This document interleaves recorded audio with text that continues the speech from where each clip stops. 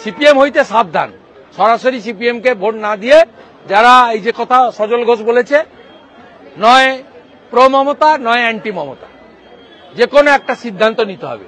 মমতাকে রাখতে চান তো সরাসরি ওখানে, আর মমতাকে হারাতে চান তো পদ্ম ফুলে, আর কোনো মাঝখানে রাস্তা নেই।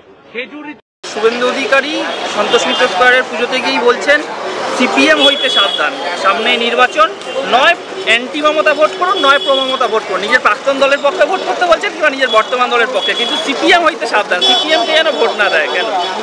নিজেই বলছেন নয় প্রো মমতা নয় অ্যান্টি মমতা।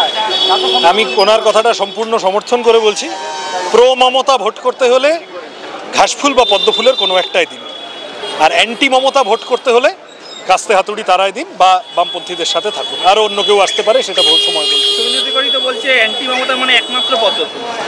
নরেন্দ্র মোদী কি তাই বলছেন? মোহন ভাগবত কি তাই বলছেন? মোহন ভাগবত আরজি করার সময় এখানে এসে বলে গেলেন রাজ্য সরকার যা করবে সাথে থাকবে। শুভেন্দু অধিকারীকে জিজ্ঞাসা করো, এত অ্যান্টি মমতা হলে সিবিআই এই তদন্ত ঝুলিয়ে দিল কেন? সন্দীপ ঘোষ আর ওই টালা থানার ওসি জামিন পেয়ে গেল কেন? এত লক্ষ লক্ষ মানুষ রাস্তায় নামার পর বিজেপিকে লোকে ওখানে আন্দোলনে ঢুকে ফটো তুলতে দেয়নি, সেই খার বিজেপি মেটালো, সিবিআইকে বলে দিল যে এই তদন্তটা ঝুলিয়ে দাও, করো না।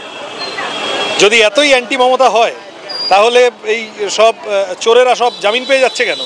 তারা জেলে নেই কেন? নতুন চোরেরা কালীঘাটের কাকু অবধি পৌঁছাতে পারে, কালীঘাটের ভাইপো অবধি পৌঁছায় না কেন সিবিআই ইডি?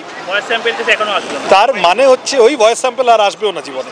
তার মানে হচ্ছে পরিষ্কার যে মমতা ব্যানার্জিকে বাঁচিয়ে রাখতে হলে হয় তৃণমূলে ভোট করুন অথবা বিজেপিতে ভোট দিন। বিজেপি ভোট পাবো করলে এমন একটা আবহ তৈরি হবে, বেশ কিছু লোক বিজেপির হাত থেকে বাঁচার জন্য মমতাকে পছন্দ না করলেও ভোট দিয়ে দেবে, তৃণমূল জিতে যাবে।